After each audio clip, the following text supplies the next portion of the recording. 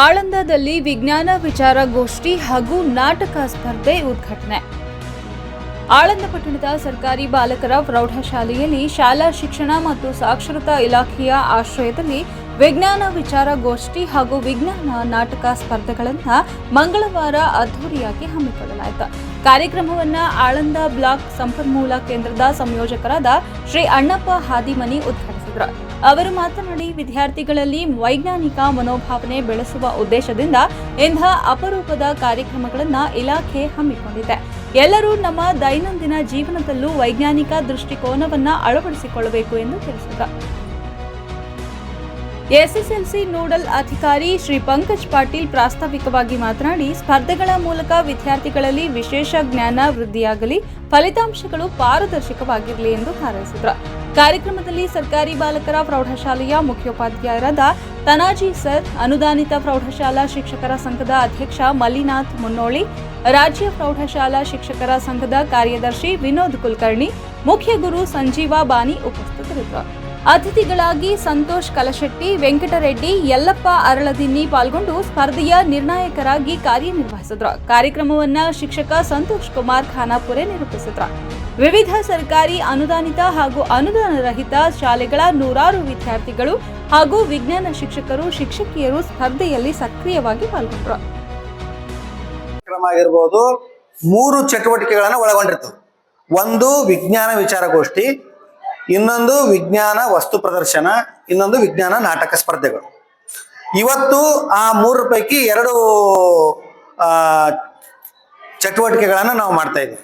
ಅದರಲ್ಲಿ 1ನೇ ಚಟುವಟಿಕೆ ವಿಜ್ಞಾನ ವಿಚಾರಗೋಷ್ಠಿ. ಇದು ವಿಜ್ಞಾನ ವಿಚಾರಗೋಷ್ಠಿ ಯಾವುದೇ ಮೀಡಿಯಂ ವಿದ್ಯಾರ್ಥಿ ಆಗಿರ್ಬೋದು, same Kannada medium, English medium, Urdu medium, Marathi medium, ನಮ್ಮಲ್ಲಿ ಚಾಲ್ತಿ ಇರ್ತಕ್ಕಂಥ ಮೀಡಿಯಂಗಳು ಯಾವುದೇ ವಿದ್ಯಾರ್ಥಿ ಭಾಗವಹಿಸಿದ್ರು ಕೂಡ ಸೇಮ್ ಅದೇ ಕನ್ಸಿಡರ್ ಮಾಡ್ತೀವಿ. ಇದರಲ್ಲಿ ಒಟ್ಟು 100 ಅಂಕಗಳಿರ್ತಾವ. ಅದರಲ್ಲಿ ವಿಚಾರಗೋಷ್ಠಿಯಲ್ಲಿ ಭಾಗವಹಿಸ್ತಕ್ಕಂಥ ಮಕ್ಕಳು ಫಸ್ಟ್ ಎಕ್ಸಾಮ್ ಇರ್ತದ, ಒಂದು 20 ಮಾರ್ಕ್ಸಿಂದ ಎಕ್ಸಾಮ್ ಇರ್ತದ, 20 ನಿಮಿಷ ಟೈಮ್ ಇರ್ತದ. ಅದರಲ್ಲಿ ನೀವು ಭಾಗವಹಿಸ್ಬೇಕು. ಅದು ಆದ ನಂತರ ನಿಮ್ಗೆ ಒಂದು ಇಲ್ಲಿ 5 to 6 ಮಿನಿಟ್ಸ್ ಟೈಮ್ ಕೊಡ್ತೀವಿ. ಅಲ್ಲಿ ಬಂದು ನಿಮ್ಮ ವಿಚಾರಗಳನ್ನ ವ್ಯಕ್ತಪಡಿಸ್ಬೇಕು. ವಿಚಾರ ವ್ಯಕ್ತಪಡಿಸಿದಾಗ ಅದಕ್ಕೂ ಕೂಡ ಅಂಕಗಳಿರ್ತಾವ. ನಿಮ್ಮ ಒಂದು ವಿಷಯ ವಸ್ತುವಿನ ಆಳ ಎಷ್ಟಿದೆ ಅಂತಕ್ಕಂಥದ್ರ ಮೇಲೆ ಅಂಕಗಳು, ಮತ್ತು ಫಸ್ಟಿಗೆ ಏನು 20 ಮಾರ್ಕ್ಸಿಂದ ಏನೋ ಟೆಸ್ಟ್ ತಗೊಂಡಿರ್ತೀವಿ ಅದ್ರದ್ದು ಮಾರ್ಕ್ಸ್ ಕೌಂಟ್ ಆಗುತ್ತೆ. ಆಮೇಲೆ ನಿಮ್ಮದು ಹೇಳುವುದು ಫ್ಲೂಯೆನ್ಸಿ, ಎಷ್ಟು ಚೆನ್ನಾಗಿ ವಿಷಯ ಅರ್ಥ ಮಾಡ್ಕೊಂಡ್ರಿ ಅನ್ನೋದಕ್ಕೂ ಮಾರ್ಕ್ಸ್ ಇರ್ತದ. ಇನ್ನು ಲಾಸ್ಟ್ ಏನ್ ಮಾಡ್ತಾರ ಅಂತಂದ್ರೆ 3 ಕ್ವಶನ್ಸ್ ಕೇಳ್ತಾರ. ಜಡ್ಜಸ್ ಏನ್ ಮಾಡ್ತಾರ, 3 ಕ್ವಶನ್ಸ್ ಕೇಳ್ತಾರ. 3 ಕ್ವಶನ್ ಅಲ್ಲಿ ಕಂಪಲ್ಸರಿಯಾಗಿ 2 ಕ್ವಶನ್ಗೆ ಆನ್ಸರ್ ಮಾಡ್ಲೇಬೇಕು. ಎರಡಕ್ಕೆ ಆನ್ಸರ್ ಮಾಡ್ಬೇಕು. 3ಕ್ಕೂ ಮಾಡ್ಬೇಕು. ಆದ್ರೆ ಮಿನಿಮಮ್ 2 ಮಾರ್ಕ್ಸ್, 2 ಪ್ರಶ್ನೆಗಳಿಗಾದ್ರೆ ಉತ್ತರ ಹೇಳ್ಬೇಕು.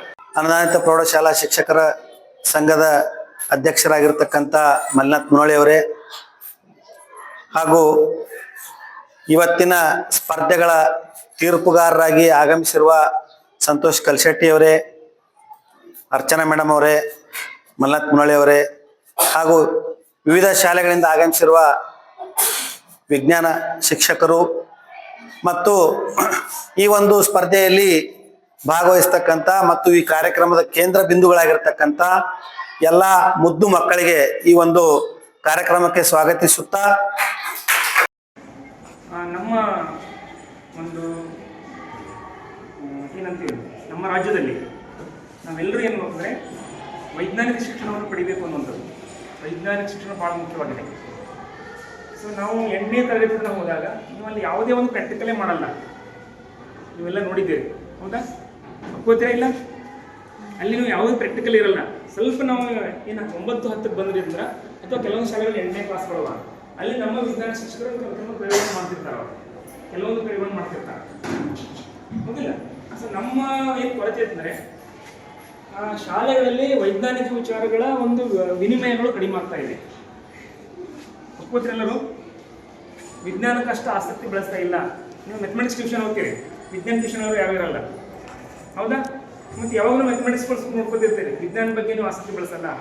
ಮತ್ತು ನಿಮ್ಮ ಜೀವನದಲ್ಲಿ ಕೂಡ ಅಳವಡಿಕೆ ಮಾಡ್ಕೊಳ್ಳಲ್ಲ. ಮತ್ತೆ ನಾವೇನು ಹೋಗಿದ್ರೆ ಮತ್ತೆ ಮೂಢನಂಬಿಕೆಗೆ ಮತ್ತೆ ವಾಪಸ್ ಹೋಗ್ಬಿಡ್ತೀವಿ. ಇದು ಬರೀ ಓದಲಿಕ್ಕೆ ಅಂಕಗಳು ತಗೋಲಿಕ್ಕೆ ಮಾತ್ರ ಸೀಮಿತ ಮಾಡ್ಕೊತಾ ಇದ್ದೀವಿ. ವಿಜ್ಞಾನದ ಬಗ್ಗೆ ನಾವೇನು ಮಾಡಬೇಕು, ವೈಜ್ಞಾನಿಕ ಮನೋಭಾವ ಬೆಳೆಸಬೇಕು. ಇವತ್ತು ನೀವೇನು ಪಾರ್ಟಿಸಿಪೇಟ್ ಆಗಿ ಬಂದಿರಲ್ಲ, ನೀವು ನಿಮ್ಮ ಪಾರ್ಟಿಸಿಪೇಟ್ ಆದ್ರ ಜೊತೆಯಲ್ಲಿ ಅದರ ಜೊತೆಯಲ್ಲಿ ನಿಮ್ಮ ದಿನನಿತ್ಯ ಜೀವನದಲ್ಲಿ ಏನು ಮಾಡ್ತಾರೆ, ವಿಜ್ಞಾನವನ್ನು ಬಳಕೆ ಮಾಡ್ಕೋಬೇಕು. ಸೊ ಆ ನಿಟ್ಟಿನಲ್ಲಿ ನಾವೇನು ಮಾಡ್ತಿದ್ದಾರೆ, ಕಳೆದ ವರ್ಷ ನಮ್ಮ ದಂಕಾಳೆ ಸರ್ ಇದ್ರು, BO ಸರ್, ಅವ್ರೇನು ಮಾಡ್ತಿದ್ದಾರೆ, ಅವರ ವಿಜ್ಞಾನಕ್ಕೆ ಬಹಳ ಮುಖ್ಯವಾಗಿ ಪ್ರಾಮುಖ್ಯತೆ ಕೊಡ್ತಾ ಇದ್ರು. ವಿಜ್ಞಾನ ಬೆಳೆಸ್ರಿ. ವಿಜ್ಞಾನ ನಮ್ಮಲ್ಲಿ ನೋಡಿ ನೀವೆಲ್ಲ ಗೊತ್ತಿದೆ, ನಮ್ಮ ಪ್ರಾಥಮಿಕ ಶಾಲೆಗಳಲ್ಲಿ ಮತ್ತು ಪ್ರೌಢಶಾಲೆಗಳಲ್ಲಿ ವಿಜ್ಞಾನ ಶಿಕ್ಷಕರು ನಮ್ಗೆ ಸಿಗ್ತಾ ಇಲ್ಲ. ಗೆಸ್ಟ್ ಟೀಚರು ಸಿಗ್ತಾ ಇಲ್ಲ ನಮಗೆ. ಹೌದಾ? ಒಪ್ಪತ್ತಿರೋದಕ್ಕ ಕಡಿಮೆ ಆಗ್ತಾ ಇದೆ. ಒಪ್ಪತ್ತಿರೆಲ್ಲರೂ ವಿಜ್ಞಾನಕ್ಕೆ ಅಷ್ಟು ಆಸಕ್ತಿ ಬೆಳೆಸ್ತಾ ಇಲ್ಲ. ನೀವು ಮ್ಯಾಥಮೆಟಿಕ್ಸ್ ಟ್ಯೂಷನ್ ಹೋಗ್ತೀರಿ, ವಿಜ್ಞಾನ ಟ್ಯೂಷನ್ ಅವರು ಯಾರು ಇರಲ್ಲ. ಹೌದಾ? ಮತ್ತು ಯಾವಾಗಲೂ ಮ್ಯಾಥಮೆಟಿಕ್ಸ್ ನೋಡ್ಕೊತಿರ್ತೀರಿ, ವಿಜ್ಞಾನ ಬಗ್ಗೆ ನೀವು ಆಸಕ್ತಿ ಬೆಳೆಸಲ್ಲ. ಮತ್ತು ನಿಮ್ಮ ಜೀವನದಲ್ಲಿ ಕೂಡ ಅಳವಡಿಕೆ ಮಾಡ್ಕೊಳ್ಳಲ್ಲ. ಮತ್ತೆ ನಾವೇನು ಹೋಗ್ತಂದ್ರೆ ಮತ್ತೆ ಮೂಢನಂಬಿಕೆಗೆ ಮತ್ತೆ ವಾಪಸ್ ಹೋಗ್ಬಿಡ್ತೀವಿ. ಇದು ಬರೀ ಓದಲಿಕ್ಕೆ ಅಂಕಗಳು ತಗೋಲಿಕ್ಕೆ ಮಾತ್ರ ಸೀಮಿತ ಮಾಡ್ಕೊತಾ ಇದ್ದೀವಿ. ವಿಜ್ಞಾನದ ಬಗ್ಗೆ ನಾವೇನು ಮಾಡಬೇಕು, ವೈಜ್ಞಾನಿಕ ಮನೋಭಾವ ಬೆಳೆಸಬೇಕು. ಇವತ್ತು ನೀವೇನು ಪಾರ್ಟಿಸಿಪೇಟ್ ಆಗಿ ಬಂದಿರಲ್ಲ, ನೀವು ನಿಮ್ಮ ಪಾರ್ಟಿಸಿಪೇಟ್ ಆದ್ರ ಜೊತೆಯಲ್ಲಿ ಅದರ ಜೊತೆಯಲ್ಲಿ ನಿಮ್ಮ ದಿನನಿತ್ಯ ಜೀವನದಲ್ಲಿ ಏನು ಮಾಡ್ತಾರೆ, ವಿಜ್ಞಾನವನ್ನು ಬಳಕೆ ಮಾಡ್ಕೋಬೇಕು. ಸೊ ಆ ನಿಟ್ಟಿನಲ್ಲಿ ನಾವೇನು ಮಾಡ್ತಿದ್ದಾರೆ, ಕಳೆದ ವರ್ಷ ನಮ್ಮ ದಂಕಾಳೆ ಸರ್ ಇದ್ರು, BO ಸರ್, ಅವ್ರೇನು ಮಾಡ್ತಿದ್ದಾರೆ, ಅವರ ವಿಜ್ಞಾನಕ್ಕೆ ಬಹಳ ಮುಖ್ಯವಾಗಿ ಪ್ರಾಮುಖ್ಯತೆ ಕೊಡ್ತಾ ಇದ್ರು. ವಿಜ್ಞಾನ ಬೆಳೆಸ್ರಿ. ವಿಜ್ಞಾನ ನಮ್ಮಲ್ಲಿ ನೋಡಿ ನೀವೆಲ್ಲ ಗೊತ್ತಿದೆ, ನಮ್ಮ ಪ್ರಾಥಮಿಕ ಶಾಲೆಗಳಲ್ಲಿ ಮತ್ತು ಪ್ರೌಢಶಾಲೆಗಳಲ್ಲಿ ವಿಜ್ಞಾನ ಶಿಕ್ಷಕರು ನಮ್ಗೆ ಸಿಗ್ತಾ ಇಲ್ಲ. ಗೆಸ್ಟ್ ಟೀಚರು ಸಿಗ್ತಾ ಇಲ್ಲ ನಮಗೆ. ಹೌದಾ? ಒಪ್ಪತ್ತಿರೋದಕ್ಕ ಬೋರ್ ಮತ್ತು ಆಲ್ಬರ್ಟ್ ಐನ್ಸ್ಟೈನ್, ಮ್ಯಾಕ್ಸ್ ಪ್ಲಾಂಕ್ ಇವು ಇನ್ನೂ ಹಲವಾರು ಜನ ವಿಜ್ಞಾನಿಗಳು ಕ್ವಾಂಟಮ್ ವಿಜ್ಞಾನಕ್ಕೆ ಕೊಡುಗೆಯನ್ನು ನೀಡಿದ್ದಾರೆ. ಮ್ಯಾಕ್ಸ್ ಪ್ಲಾಂಕ್ ಅವರನ್ನ ಈ ಕ್ವಾಂಟಮ್ ವಿಜ್ಞಾನದ ಪಿತಾಮಹ ಎಂದು ನಾವು ಕರೆಯುತ್ತೇವೆ. ಈ ಕ್ವಾಂಟಮ್ ವಿಜ್ಞಾನವನ್ನು ನಾವು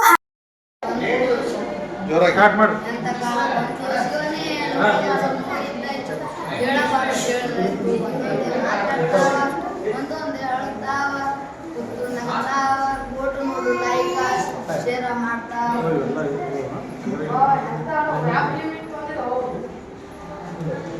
ಏನಿಲ್ಲ ಒಳ್ಳೆ ರೋಹಿಣಿ ಏನಿಲ್ಲ ಒಳ್ಳೆ ರೋಹಿಣಿ ಎಲ್ಲ ಎಲ್ಲ ಲಾಸ್ ಆಗ್ಯದ. ಮಳೆಗಾಲದಾಗ ಚಳಿ ಬಿಡ್ತದ, ಬ್ಯಾಸಿಗೆ ಆಗದ, ಚಳಿ ಹೊಡ್ತದ, ಎಲ್ಲ ನಾಶ ಆಗ್ಯದ.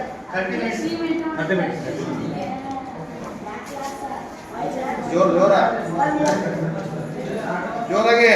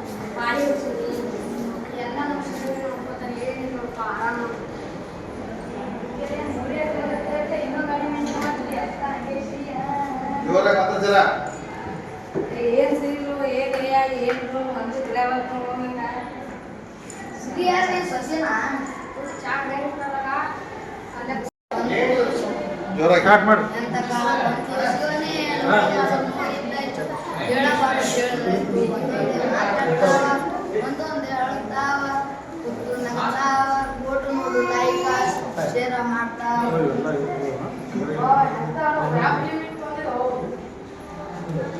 ಏನಿಲ್ಲ ಒಳ್ಳೆ ರೋಹಿಣಿ ಏನಿಲ್ಲ ಒಳ್ಳೆ ರೋಹಿಣಿ ಎಲ್ಲ ಲಾಸ್ ಆಗ್ಯದ. ಮಳೆಗಾಲದಾಗ ಚಳಿ ಬಿಡ್ತದ, ಬ್ಯಾಸಿಗೆ ಆಗದ, ಚಳಿ ಹೊಡ್ತದ, ಎಲ್ಲ ನಾಶ ಆಗ್ಯದ.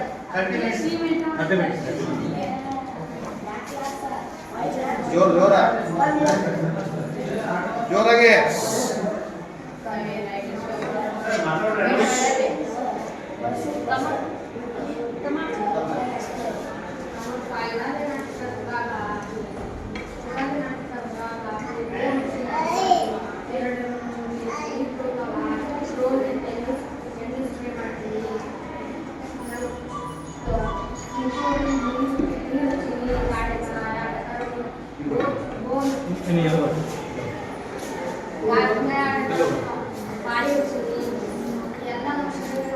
ಏನಿಲ್ಲ ಆರಾಮ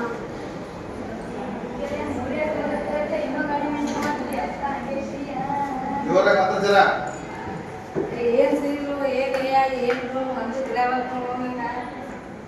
ಸಿರಿಯಾಗಿ ಸಸ್ಯನ ಚಾಕ್ ಹೇಳ್ತಾರಲ್ಲ ಅಲ್ಲ ಪುಸ್ತಕ ನಂಗು ಹಂಗೆ ಸರ್ಸಾಮಿ ಗಿಡಕ ಸಿರಿಲು ಅಷ್ಟೇ